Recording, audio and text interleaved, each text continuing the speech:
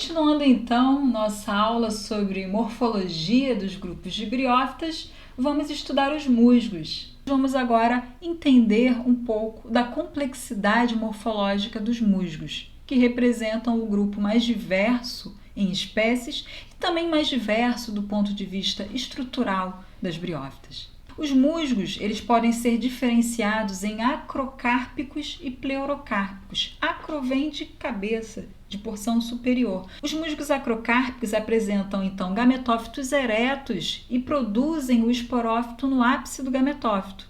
Já os musgos pleurocárpicos apresentam gametófitos muito ramificados, que geralmente crescem de forma prostrada ou pendente no substrato. E eles vão produzir, portanto, eles não têm um único ápice, então eles produzem os esporófitos lateralmente.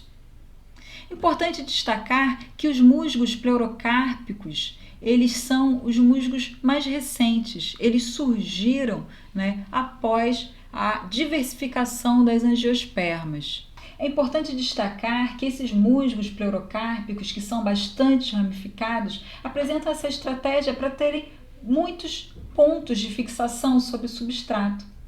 Então, foi essencial esse tipo de morfologia para a colonização da diversidade de árvores que surgiu com a evolução das angiospermas. Por isso, esses grupos, esses musgos pleurocárpicos são tão recentes. Eles então evoluíram, eles surgiram e se diversificaram após a diversificação das angiospermas. O mesmo acontece para aquelas hepáticas que apresentam lóbulos e anfigastros, que são estruturas que servem para canalizar a água, no caso dos anfigastros, e os lóbulos armazenam a água.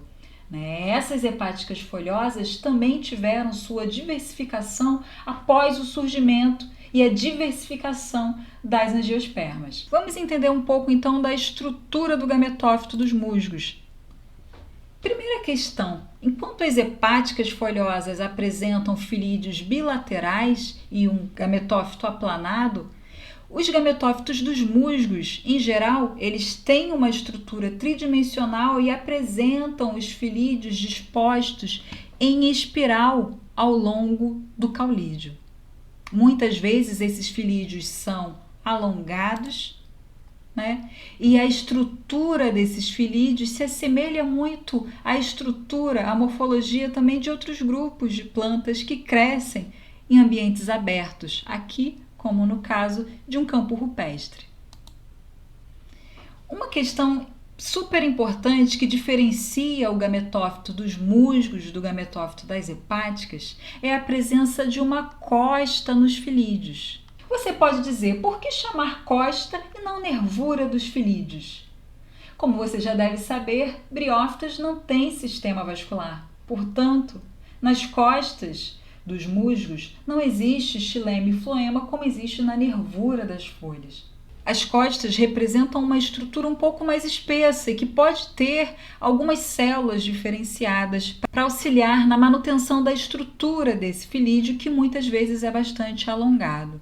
Existem vários tipos de costa nos musgos. Existem plantas como esta que têm costas que vão da base até o ápice do filídeo. Existem plantas que têm uma costa curta e bifurcada. E existem também alguns musgos que não apresentam costa. Aqui, detalhe da costa novamente de um musgo que apresenta o filídeo bem mais alongado. E uma outra característica interessante, importante, na diferenciação das espécies de musgos seria a presença de uma margem diferenciada que pode apresentar dentes e células mais estreitas em outros casos. Muitos musgos de filídeos com ápice hialino são filídeos que apresentam uma grande célula ou uma região com várias células que acumulam água e que também servem para repelir um pouco da radiação luminosa que chega até essas plantas. Fiquem atentos, pois nós teremos uma aula específica sobre ecologia funcional de briófitas, onde a gente vai falar um pouco sobre a importância dessas estruturas morfológicas que as briófitas apresentam do ponto de vista ecológico, ou seja, para que servem essas estruturas. Já já a gente vai postar essa aula aqui no canal, aguardem. Alguns musgos podem apresentar também filídeos contorcidos, o que representa também uma estratégia funcional para esses musgos que a gente vai discutir numa aula posterior. Aqui a gente tem um musgo do gênero Sphagnum que apresenta leucocistos, né? O gênero Sphagnum ele consegue acumular uma grande quantidade de água. É um gênero muito utilizado, inclusive, para substrato de orquídea, é como um algodão. E por que ele consegue absorver uma grande quantidade de água? Porque ele tem no corpo dele células alongadas que servem para acumular água, que são os leucocistos. Aqui em detalhes, um esfagno com o esporófito. O esporófito do esfagno é diferente do esporófito das outras espécies de musgos, que eu vou detalhar já já para vocês. Quero destacar, então, essa diferenciação entre musgos acrocárpicos e musgos pleurocárpicos. Como eu falei para vocês, os musgos acrocárpicos crescem, em geral, eretos. São muito comuns sobre superfícies horizontais como solos, rochas e podem crescer também sobre árvores, sobretudo na base de árvores. Aqui um detalhe então de um musgo acrocárpico com o esporófito. Esses musgos acrocárpicos eles apresentam então o gametângio feminino localizado no ápice do caulídeo e após a fecundação desse gametângio se desenvolve o esporófito nessa região apical. Aqui alguns outros exemplos de musgos acrocárpicos. Crescem então eretos, a gente consegue percebê-los de forma individualizada, a gente consegue separá-los facilmente dentro de uma população. Já os musgos pleurocárpicos são bastante ramificados e crescem de forma prostrada ou pendente no substrato. Aqui um musgo pleurocárpico mostrando em detalhes que esse esporófito está saindo lateralmente ao caulídeo. Então, gametófitos bastante ramificados e tem então diferentes pontos de aderência sobre o substrato. Podem crescer sobre rocha, também sobre o solo, mas são muito comuns como epífitas e também epífilas, crescendo então sobre troncos e folhas de angiospermas. Aqui é um exemplo de um musgo pleurocárpico que é pendente. A gente vai falar um pouquinho sobre as formas de vida de briófitas numa aula posterior sobre ecologia de briófitas. Pendente é uma forma de vida típica de ambientes úmidos, pois a planta dispõe o seu corpo no ambiente de forma a maximizar a captura de luz e de água. Aqui mais um exemplo de musgo pendente e aqui o exemplo de um musgo dendroide, que é uma forma de vida que eu já falei para vocês numa outra aula, também típica de ambientes úmidos. Como é o esporófito dos musgos? O esporófito dos musgos é muito mais complexo do que aquele dos antóceros e das hepáticas. Vamos ter um pouco de atenção aqui nas diferentes estruturas presentes nesse esporófito. Ele apresenta um pé que fica conectado ao gametófito, uma seta e uma cápsula que fica aqui abaixo da calíptra. Então, aqui a gente vê uma população de musgos, uma população feminina. Sempre a população que porta o esporófito é uma população feminina, no caso de plantas dioicas, que apresentam sexos separados. A calíptra é um tecido, um resquício do tecido do gametófito, então é um tecido haploide que cobre a cápsula dos musgos. E ela pode se apresentar de diferentes formas e essa é uma característica importante na taxonomia de grupos de musgos. Aqui alguns exemplos de calíptras, que podem cobrir completamente a cápsula ou se apresentar apenas de forma a cobrir a região superior da cápsula.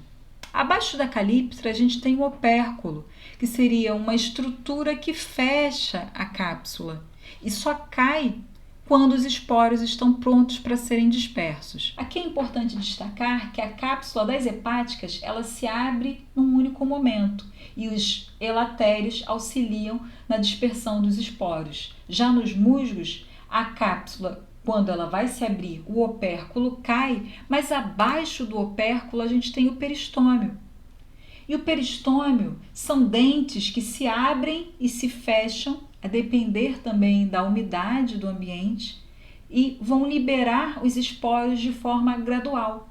Então, uma grande diferença da dispersão dos esporos entre hepáticas e musgos, por exemplo, é que as hepáticas abrem a cápsula e, por isso, tem a possibilidade de liberação dos esporos todos num único momento. Já aqui no caso dos musgos, essa liberação é gradual. Caso as condições ambientais não sejam adequadas, esse musgo pode fechar o peristômio e impedir a saída dos esporos. Lembrando que lá nos antóceros, a cápsula se abria do ápice para a base. Essa liberação dos esporos nos antóceros também não ocorria toda de uma única vez. Detalhes de peristômios de algumas espécies de musgos.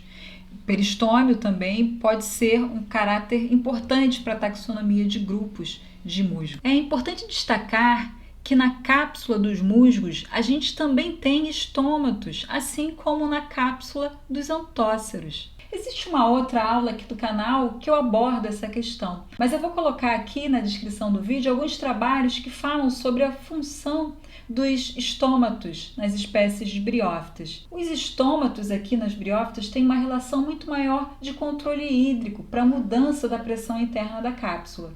Vale a pena vocês se aprofundarem no assunto.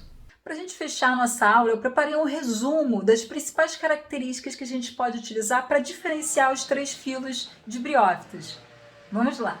Os antóceros são sempre talosos e apresentam geralmente 1 a 2 cloroplastos por célula. Nos gametófitos de antóceros, a gente tem também cavidades, onde existem cianobactérias que podem fixar nitrogênio. O esporófito dos antóceros ele apresenta apenas um pé e uma cápsula alongada e verde. Nessa cápsula, na parede dessa cápsula, a gente tem a presença de estômatos. Internamente tem uma columela que mantém essa cápsula erguida e tem também esporos e pseudoelatérios. As hepáticas podem ser talosas e folhosas. As hepáticas talosas podem ser complexas quando apresentam diferentes tecidos internamente e um corpo bastante desenvolvido, ou talosas simples.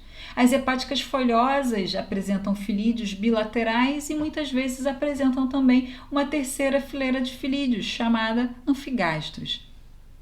Os esporófitos dessas hepáticas apresentam, então, um pé, uma seta hialina e uma cápsula globosa, que se abre ao mesmo tempo e libera todos os esporos, com auxílio de elatérios.